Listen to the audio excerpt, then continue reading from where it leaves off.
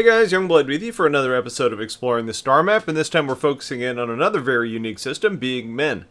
What makes Min so unique is that at the center we don't have a star, but what we have is a rogue planet with 4 moons that are in orbit. Now this was first discovered in 2473, which should have been an incredibly unlikely event because to this point we only really know of jump points that were surrounding stars. But Min somehow has 2 jump points leading to this point in space from Nexus and Ellis systems. Now, how this system is going to act in the verse is going to be intriguing, because while jump points are dynamic and can change, they're either moving along with this rogue planet, or they're in some sort of static space, meaning that you would end up needing to find other jumps as this system ends up moving out of range. The latter is more interesting because I think the possibilities of finding more and more jump points then kind of is interesting.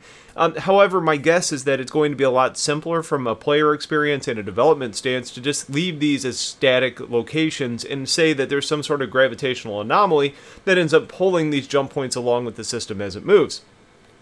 Min is a Jupiter-sized planet that ends up generating its own heat based on the pressure it generates in the atmosphere. And this system, like Tamza, is one that I had some questions on in regards to lighting and how it's going to present itself visually.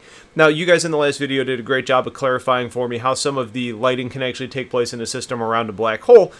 Now, this one's going to be interesting because it's a planet at the center, and in most situations, I think planets are actually getting their light as reflecting off of other stars, and with there being no real star nearby, I think there's a couple different things that could happen. Either one, there's light in the system based on some sort of like glowing nebula that's nearby, or in another likely event it would be if the planet itself is generating heat, there's probably a chance for it to actually generate light. So I think we're going to have to kind of see how that ends up playing out, but visually it should be a pretty interesting place.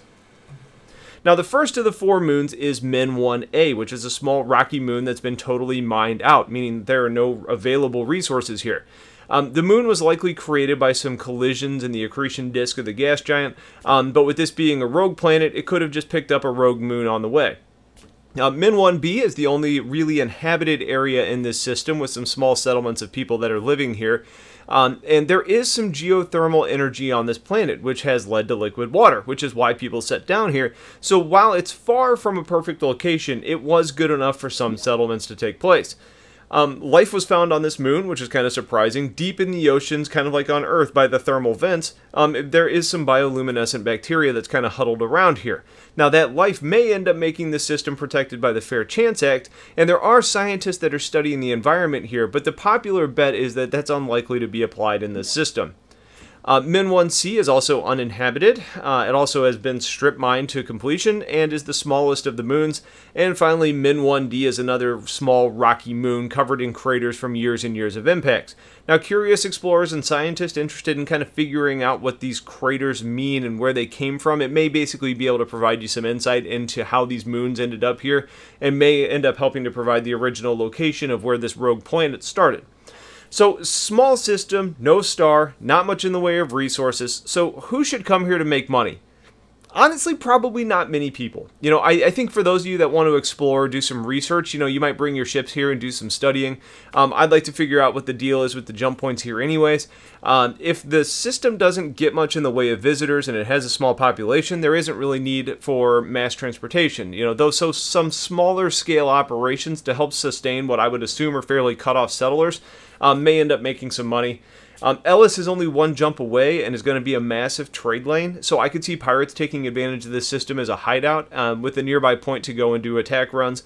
And honestly, that's about it in my mind. Low economy, no manufacturing, no real population, no resources, so in my mind the opportunities here are low. Very cool place to come and see, but I would say make your money elsewhere and come vacation in Min. So that's it for this system. If you guys have questions, please let me know. Otherwise, thanks for watching. Stay tuned for more, and have a great day. Take care.